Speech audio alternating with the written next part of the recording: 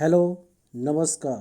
आज हम science and technology, विज्ञान और प्रौद्योगिकी का करंट अफेयर 1 मार्च से 12 मार्च 2021 का पढ़ेंगे। और ये हमारे यूपीएससी और स्टेट पीएससी के लिए बहुत ज़्यादा इम्पोर्टेंट है, और ये उत्तर प्रदेश दरोगा के लिए भी बहुत ज़्यादा इम्पोर्टेंट है। तो अब आज से स्टार्ट करते हैं।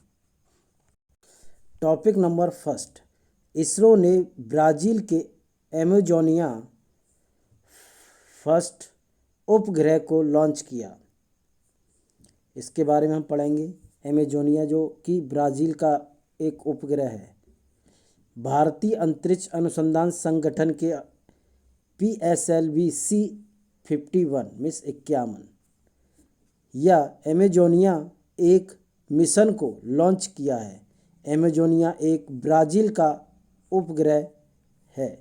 मुख्य बिंदु हैं, PSLV C55 को आंध्र प्रदेश के श्रीहरिकोटा के सतीश धवन स्पेस सेंटर से लॉन्च किया गया है। इसे अंतरिक्ष केंद्र से 28 फरवरी 2021 को लॉन्च किया है। यह इसरो का 53वां polar satellite launch vehicle mission है। इस लॉन्च में PSLV C55 रॉकेट ब्राज़ील के उपग्रह एमेजोनिया एक को प्राथमिक उपग्रह के रूप में ले जाएगा। ब्राज़ील के उपग्रह के साथ यह लॉन्च व्हीकल 19 और उपग्रहों को भी ले गया है। यह मिशन इसरो की वाणिज्यिक नोडल एजेंसी का पहला समर्पित व्यावसायिक मिशन है, जिसे new space India limited NSIL कहा जाता है। NSIL की भूमिका, NSIL स्पेस फ्लाइट INC के साथ वाणिज्यिक समझौते के अनुसार इस मिशन पर काम कर रहा है। स्पेस फ्लाइट इंक एक सैटेलाइट राइडर शेयर और मिशन मैनेजमेंट प्रोवाइडर है। यह अमेरिका के सिएटल में वेस्ट है। 1800 यात्री उपग्रहों में से 14 NSIL द्वारा भेजे जाएंगे। एमेजोनिया एक को राष्ट्रीय अंतरिक्ष अनुसंधान संस्थान ब्राज़ील द्वारा भेजा जा रहा है। यह एक ऑप्टिकल पृथ्वी अवलोकन उपग्रह है। यह ब्राज़ील के अमेज़न क्षेत्र में वनों की कटाई की निगरानी के लिए रिमोट सेंसिंग डेटा को भी साझा करेगा।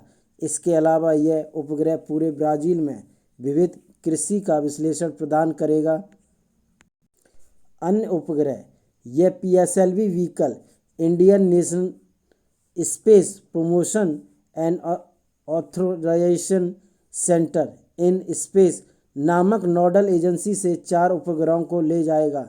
इन स्पेस अंतरिक्ष विभाग के तहत काम करने वाली एक स्वतंत्र एजेंसी है। यह निजी क्षेत्र को अंतरिक्ष गतिविधियों में भाग लेने की अनुमति देती है। टॉपिक नंबर सेकंड, ये मार्च 2021 का है। रूस ने पहला आर्कटिक निगरानी उपग्रह लॉन्च किया है।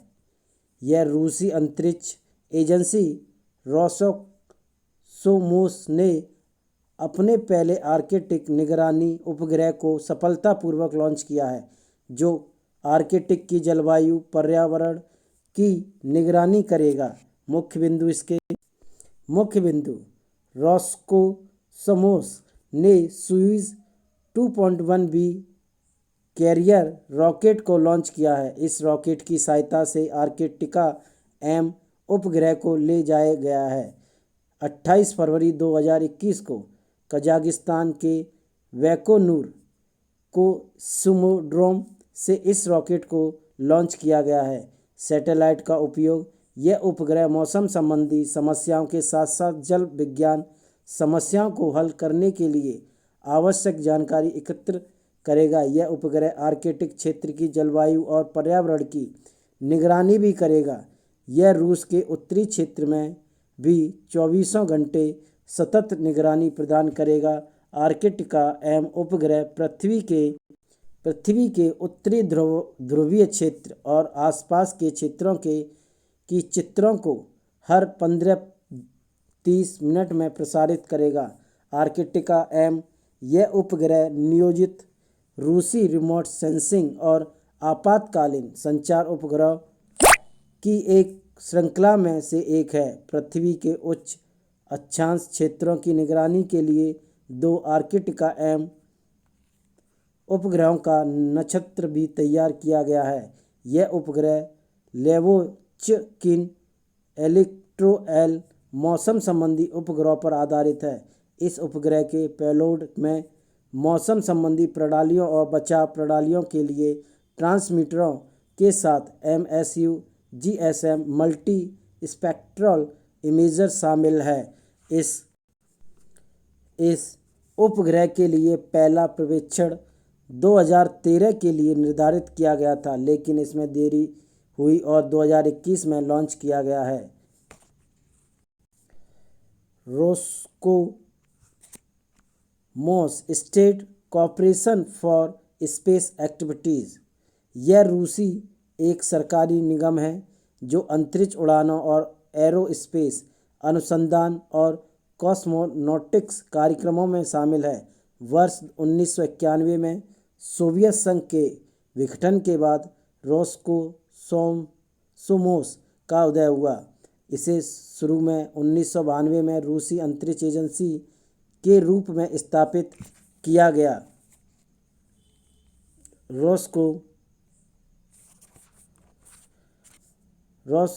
रोस्कोसमोस का मुख्यालय मॉस्को में है।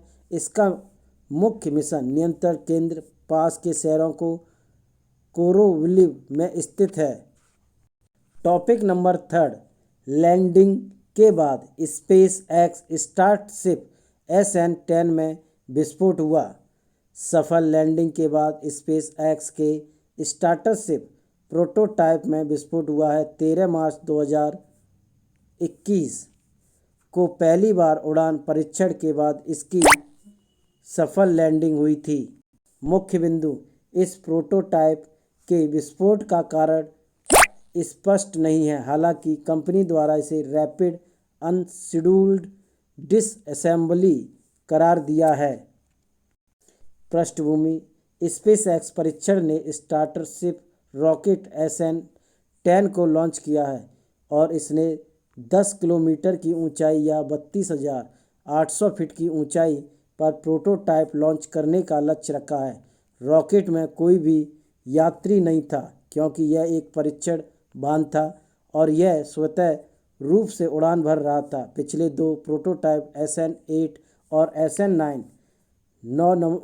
SN9 दिसंबर 2020 और फरवरी 2021 में अधिक ऊंचाई पर पहुंच गए हैं, लेकिन वे टेक्सास के बोका चीका में ज़मीन पर गिर गए और उनसे विस्फोट हो गया। स्पेसएक्स स्टारशिप सिस्टम, यह पूरी तरह से रीयूजेबल 2 चरणों का हैवी लिफ्ट लॉन्च व्हीकल है। यह स्पेसएक्स द्वारा विकसित किया गया है। इस सिस्टम में सुपर हैवी नाम का एक बूस्टर चरण शामिल है। इस व्हीकल के दूसरे चरण को स्टारशिप कहा जाता है। इस व्हीकल के दूसरे चरण को लंबी अवधि के कार्गो के रूप में डिज़ाइन किया गया था। इस प्रणाली में यात्री ढोने वाला अंतरिक्ष यान भी शामिल है। यह दूसरे चरण के साथ साथ अंतरिक्ष में लंबी अवधि के कक्षीय अंतरिक्ष यान के रूप में काम करेगा। इस प्रणाली के लिए इंजन का विकास 2012 में शुरू हुआ, जबकि स्टारशिप विकास 2016 में शुरू हुआ था। टॉपिक नंबर 4, भारत का स्वदेशी वैक्सीन कोवैक्सीन है जो 81% प्रभावी है, यह भारत बायोटेक ने कहा है। भारत बायोटेक के अनुसार इसके द्वारा विकसित कोरोना वायरस वैक्सीन कोवैक्सीन तीसरे चरण में 81% प्रभावकारी सिद्ध हुआ है। गौरतलब है कि सीरम इंस्टीट्यूट ऑफ इंडिया को कोविशील्ड वैक्सीन 70.4% प्रभावकारी है। गौरतलब है कि इससे पहले कोवैक्सीन की प्रभावकारिता को लेकर काफ़ी विवाद हुआ था। दरअसल सरकार ने इमरजेंसी यूज़ ऑथराइजेशन के लिए सीरम इंस्टीट्यूट ऑफ इंडिया के कोविशील्ड और भारत बायोटेक के कोवैक्सीन को मंजूरी दी थी। मुख्य बिंदु, कोवैक्सीन को भारतीय मेडिकल अनुसंधान परिषद ICMR के सहयोग से भारत बायोटेक द्वारा स्वदेशी रूप से विकसित किया गया है। भारत बायोटेक यह भारतीय बायोटेक्नोलॉजी कंपनी है। इसका मुख्यालय हैदराबाद में है। इसकी स्थापना 1996 में कृष्णा एला द्वारा की गई। इस कंपनी में 700 से अधिक कर्मचारी काम करते हैं। भारत में टीकाकरण, भारत में कोविड-19 टीकाकरण का दूसरा चरण शुरू हो चुका है। दूसरे चरण के तहत 60 वर्ष से अधिक आयु के लोगों को टीका लगाया जाएगा। इसके अलावा दिशा निर्देशों के अनुसार 45 वर्ष से अधिक आयु के लोगों और रोगों से पीड़ित लोगों को टीकाकरण किया जाएगा। लाभार्थी देश भर में 10,000 सरकारी और लगभग 20,000 निजी टीकाकरण केंद्रों पर अपना टीकाकरण करवा सकते हैं। टीकाकरण की लागत कितनी है? टीकाकरण अभियान सभी 10,000 सरकारी अस्पतालों में मुफ्त चलेगा, लेकिन लाभार्थियों को 20,000 निजी टीकाकरण केंद्रों पर अपना टीकाकरण करवाने के लिए भुगतान करना होगा। स्वास्थ्य मंत्रालय द्वारा अभी तक टीकों का शुल्क तय नहीं किया गया है। कोविड-19 टीकाकरण पहला चरण, कोविड-19 टीकाकरण अभियान का पहला चरण 16 जनवरी 2021 को शुरू किया गया था। यह अभियान पूरे देश में 3,006 टीकाकरण केंद्रों पर शुरू किया गया था। पहले चरण में केवल स्वास्थ्यकर्मी और फ्रंटलाइन श्रमिकों को टीकाकरण शुरू किया गया था। चरण फर्स्ट के तहत लगभग 1,26,71,163 लोगों को अब तक टीका की पहली खुराक दी गई है। उनमें से लगभग 14 लाख लोगों ने दूसरी खुराक भी प्राप्त की है। टीकाकरण अभियान में 50 वर्ष से अधिक आयु के लोगों को भी शामिल किया गया है। टॉपिक नंबर 5, DRDO ने सॉलिड फ्यूल डिटेक्ट रैमजेट का परीक्षण किया। रक्षा अनुसंधान और विकास संगठन DRDO ने 5 मार्च 2021 को सॉलिड फ्यूल डिटेक्ट रैमजेट तकनीक का सफल परीक्षण किया है। यह परीक्षण उड़ीसा के चांदीपुर में एकीकृत परीक्षण रेंज से किया गया है। बूस्टर मोटर का उपयोग करके उड़ान परीक्षण के दौरान वायु परिवेक्षण परिदृश्य को सिमुलेट किया गया था। उसके बाद नोजल लेस बूस्टर ने रैमजेट के संचालन के लिए आवश्यक मैक संख्या में मोटर को एक्सीलरेटर किया है। मुख्य बिंदु, इस परीक्षण के दौरान यह देखा गया है कि सभी सब सिस्टम जैसे बूस्टर मोटर और नोजल लेस मोटर ने DRDO की अपेक्षा के अनुसार प्रदर्शन किया है।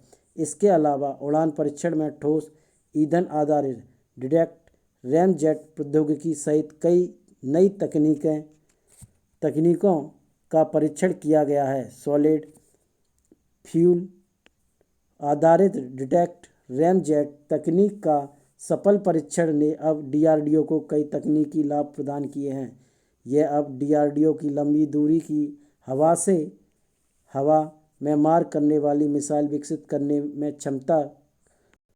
सॉलिड फ्यूल डिटेक्ट रैमजेट यह रक्षा अनुसंधान और विकास संगठन द्वारा विकसित एक मिसाइल प्रणोदन प्रणाली है। DRDO ने महत्वपूर्ण तकनीकों को विकसित करने के उद्देश्य से इस परियोजना का विकास किया, जो भविष्य में भारत की लंबी दूरी की हवा से हवा में मार करने वाली मिसाइलों की प्रणोदन प्रणाली में आवश्यक है।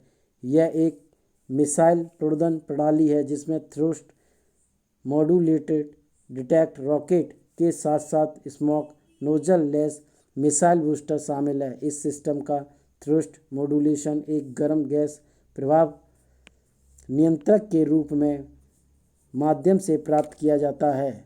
टॉपिक नंबर 6, स्पेस हैरिकेन क्या है? वैज्ञानिकों ने पहली बार एक स्पेस हैरिकेन की खोज की। पृथ्वी के ऊपरी वायुमंडल में उत्तरी ध्रुव पर 8 घंटे तक यह तूफान चला। मुख्य बिंदु इसके यह तूफान आमतौर पर पृथ्वी के निचले वातावरण में घटित होते हैं। यह ऊपरी वायुमंडल में कभी नहीं देखा गया था।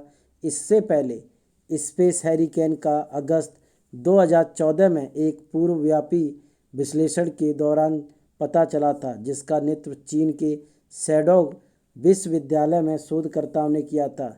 इसके निष्कर्ष फरवरी 2021 में नेचर कम्युनिकेशन में प्रकाशित हुए थे। खोज के बारे में अमेरिका, नॉर्वे, चीन, यूनाइटेड किंगडम के वैज्ञानिकों ने रक्षा, मौसम विज्ञान, उपग्रह कार्यक्रम उपग्रह और एक 3D मैग्नेटोस्फीयर मॉडलिंग का उपयोग करके स्पेस हैरिकेन की छवि का अवलोकन किया है। उत्तरी ध्रुव पर पाए गए तूफान में कई स्पाइरल बुझाव वाले प्लाज्मा शामिल हैं। यह एक एंटी क्लॉकवाइज दिशा में घूम रहा था। इस तूफान का व्यास 1000 किलोमीटर है, जबकि ऊंचाई में यह 110 किलोमीटर से अधिक से 860 किलोमीटर तक है। इसमें 2100 मीटर प्रति सेकंड की गति है। स्पेस हैरिकेन क्या है? प्लाज्मा का घूमता द्रव्यमान जो पानी के बजाय आयन मंडल में इलेक्ट्रॉनों की बारिश करता है, इसे स्पेस हैरिकेन कहा जाता है। इस तूफान के परिणामस्वरूप आश्चर्यजनक प्रभाव होता है, जो एक विशाल चक्रवात के आकार का चमकता हुआ हरा ऑरोरा होता है। खगोलविदों ने मंगल, शनि, बृहस्पति ग्रह पर स्पेस हैरिकेन दर्ज किए। अध्ययन का महत्व। स्पेस हैरिकेन के अध्ययन से वैज्ञानिकों को उचित आवर्ती रेडियो संचार में गड़बड़ी, सैटेलाइट ड्रग, उपग्रह navigation, over the horizon radar location और संचार प्रणाली में गड़बड़ी जैसे महत्वपूर्ण अंतरिक्ष मौसम प्रभावों को समझने में मदद मिलेगी। टॉपिक नंबर 7, इसरो और नासा ने संयुक्त पृथ्वी अवलोकन उपग्रह मिशन के लिए राडार विकसित किया है। भारतीय अंतरिक्ष अनुसंधान संगठन इसरो ने अमेरिकी अंतरिक्ष agency national aeronautics and space administration NASA के साथ मिलकर सिंथेटिक एपर्चर राडार का विकास पूरा किया है, जिसमें संयुक्त पृथ्वी अवलोकन उपग्रह मिशन के लिए अत्यधिक उच्च रिजोल्यूशन छवियों के उत्पादन की क्षमता है। नासा इसरो सार यह पृथ्वी अवलोकन के लिए दूसरे आवर्ती एल बैंड और एस बैंड सार के लिए एक संयुक्त सहयोग है। निसार पहला उपग्रह मिशन है जो एल बैंड और एस बैंड नामक दो अलग अलग राडार आवृत्तियों का उपयोग करेगा। इन राडार फ्रीक्वेंसी का उपयोग पृथ्वी की सतह में बदलावों को मापने के लिए किया जाएगा। यह मिशन वर्ष 2022 में आंध्र प्रदेश में इसरो के श्रीहरिकोटा स्पेसपोर्ट से लॉन्च किया जाएगा। इस पेलोड को अहमदाबाद स्थित स्पेस एप्लीकेशन सेंटर से नासा की जेट प्रोपल्शन लेबोरेटरी के लिए भेज दिया गया था। इसरो नासा सहयोग। नासा इस मिशन के लिए एल बैंड सार प्रदान कर रहा है। सार एक परिष्कृत सूचना प्रसंस्करण तकनीक है जिसका उपयोग उच्च रिजोल्यूशन छवियों का उत्पादन करने के लिए किया जाता है। यह जीपीएस रिसीवर, विज्ञान डेटा, पेलोड डेटा सब सिस्टम और एक सॉलिड स्टेट रिकॉर्डर के लिए एक उच्च दर संचार उपतंत्र है। दूसरी ओर ISRO S band radar spacecraft, bus launch वाहन और मिशन से जुड़ी अन्य लॉन्च सेवा प्रदान कर रहा है। इसरो का उद्देश्य राडार इमेजिंग की मदद से भूमि की सतह के परिवर्तन के कारणों और परिणामों का वैश्विक माप करना है। एस बैंड सार पेलोड को 4 मार्च 2021 को अंतरिक्ष विभाग और इसरो अध्यक्ष के सिवन के सचिव द्वारा हरी झंडी दिखाई गई है। पृष्ठभूमि। अंतरिक्ष एजेंसियों नासा और इसरो ने 30 सितंबर 2014 को निसार उपग्रह को विकसित करने और लॉन्च करने के लिए एक समझौता किया।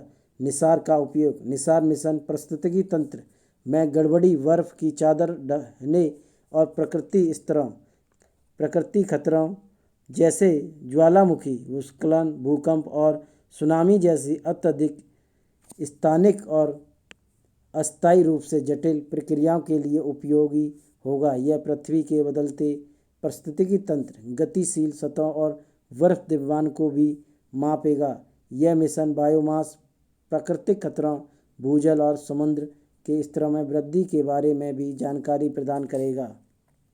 टॉपिक नंबर 8, पृथ्वी की छिपी हुई परत। मुख्य तथ्य।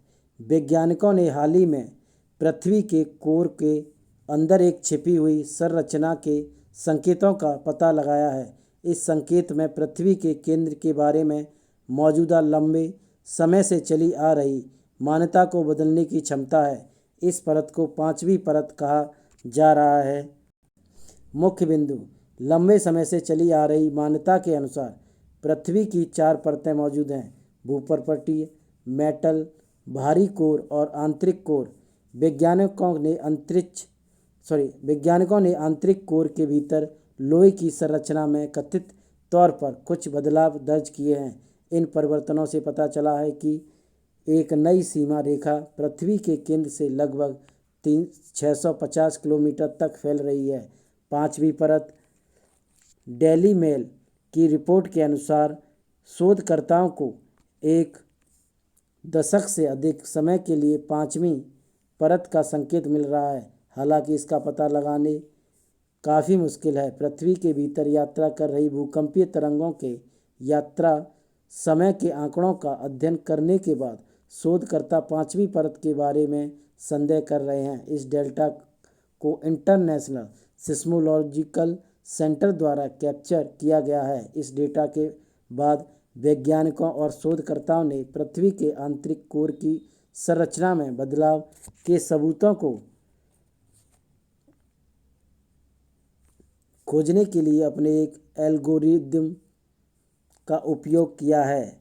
अध्ययन का महत्व। इस शोध अध्ययन का तात्पर्य यह भी है कि पृथ्वी के विकास के शुरुआती चरण में, जो लगभग 4.56 बिलियन साल पहले था, पृथ्वी कई अज्ञात घटना गुजर रही होगी।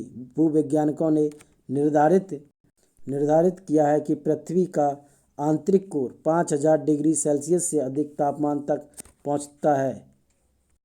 टॉपिक नंबर 9, DRDO ने AIP air independent propulsion technology विकसित की। रक्षा अनुसंधान एवं विकास संगठन DRDO ने 8 मार्च 2021 को एयर इंडिपेंडेंट प्रोपल्शन का अंतिम विकास परीक्षण किया। INS करंज पनडुब्बी को भारतीय नौसेना में शामिल किए जाने से एक दिन पहले यह परीक्षण किया गया था। यह एक प्रमुख कदम है जो भारतीय पनडुब्बियों को और अधिक घातक बना देगा।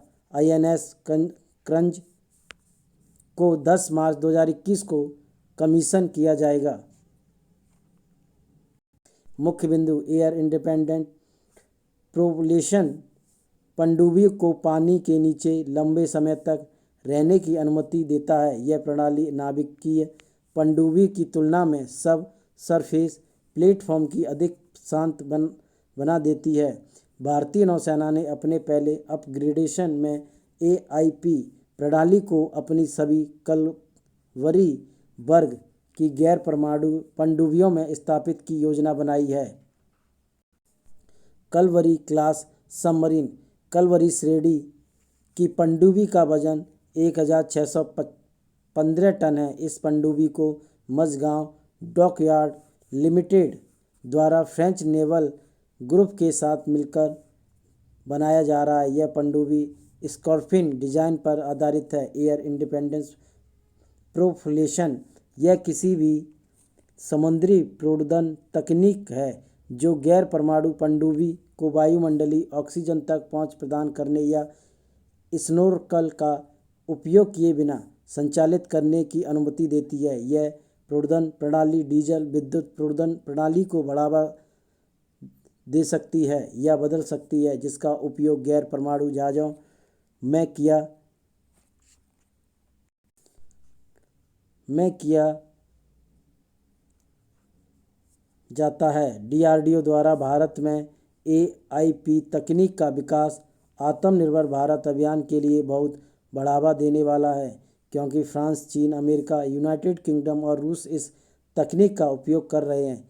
यह तकनीक फास्फोरिक एसिड फ्यूल सेल पर आधारित है। इस प्रकार AIP फीडेट पनडुब्बी को अपनी बैटरी चार्ज करने के लिए सतह की आवश्यकता नहीं होती है और इस तरह यह लंबे समय तक पानी के नीचे रह सकता है। INS करंज यह भारतीय नौसेना में 6 कलवरी श्रेणी की पनडुब्बियों के पहले बैच की तीसरी पनडुब्बी है।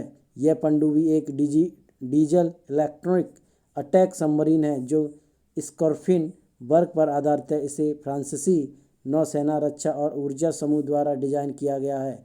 इसका निर्माण मझगांव डॉक लिमिटेड द्वारा किया गया था। इसे 31 जनवरी 2018 को लॉन्च किया गया था और फरवरी 2021 में इसे भारतीय नौसेना को डिलीवर किया गया था।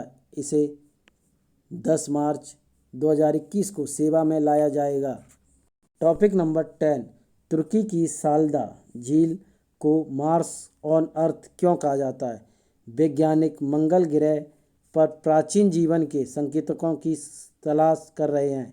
इसके लिए नासा के परसेवेरोस रोवर द्वारा एकत्र किए गए डेटा का उपयोग किया जा रहा है। वैज्ञानिकों ने पाया है कि इस मिशन का एकत्र किया गया डेटा दक्षिण पश्चिम तुर्की में स्थित साल्दा झील से मिलता जुलता है। मुख्य बिंदु, अमेरिकी अंतरिक्ष एजेंसी नासा ने कहा है कि साल्दा झील में खनिज और चट्टानें जेजरो क्रेटर पर जमा चट्टानों से मिलती जुलती हैं। जेजरो क्रेटर पर यह अंतरिक्ष यान उतरा था। माना जाता है कि जेजरो क्रेटर एक बार पानी से भरा गया था। साल्दा झील से जो जानकारी एकत्र की गई थी वह वैज्ञानिकों को सूक्ष्म जीवों के जीवाश्म के निशान की खोज करने में मदद करेगी, जो कि तलछट और लंबे समय से लुप्त हो चुकी है। झील के आसपास जमा तलछट में संरक्षित है। साल्दा झील यह एक मध्य आकार की क्रेटर झील है जो दक्षिण पश्चिम तुर्की में स्थित है। यह बुर्दुर प्रांत में येसिलोवा जिले की सीमाओं के भीतर स्थित है। यह झील बुर्दुर से पश्चिम में लगभग 50 किलोमीटर की दूरी पर स्थित है। यह झील तुर्की झील के क्षेत्रों में शामिल है जो आंतरिक पश्चिमी से दक्षिणी अनातोलिया तक फैला हुआ है। इसमें 4370 हेक्टेयर का क्षेत्रफल और 196 मीटर की गहराई है। जेजरो क्रेटर यह क्रेटर सिरिस्ट मेजर क्वाड्रिलेंगल में मंगल पर स्थित है। इसका व्यास लगभग 49.0 किलोमीटर है। माना जाता है कि यह गड्ढा एक बार में पानी से भर गया था। इसमें फैन डेल्टा जैसी आकृतियाँ बनी। डेल्टा और चैनलों के एक अध्ययन से वैज्ञानिकों ने निष्कर्ष निकाला था कि क्रेटर के अंदर झील का निर्माण उस अवधि के दौरान हुआ था जब निरंतर जल अप्रवाह था। टॉपिक नंबर 11, फुगाकू दुनिया का सबसे शक्तिशाली सुपर कंप्यूटर है।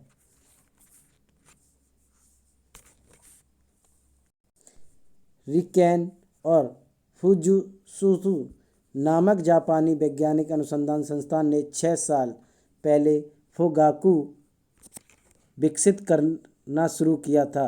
यह दुनिया का सबसे शक्तिशाली सुपर कंप्यूटर है। यह अब सुपर कंप्यूटर पूरी तरह से तैयार है और जापान में विकसित किया गया है।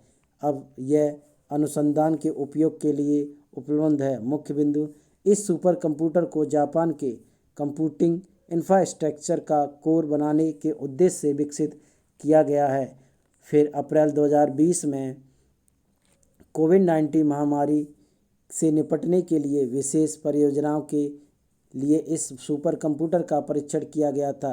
अब फुगाकू पूरी तरह से खुला है और साझा उपयोग के लिए उपलब्ध है। जापान के सूचना विज्ञान और प्रौद्योगिकी के अनुसंधान संगठन ने 74 परियोजनाओं का चयन किया जो वित्त वर्ष 2021 में इस सुपर कंप्यूटर का उपयोग करेंगी।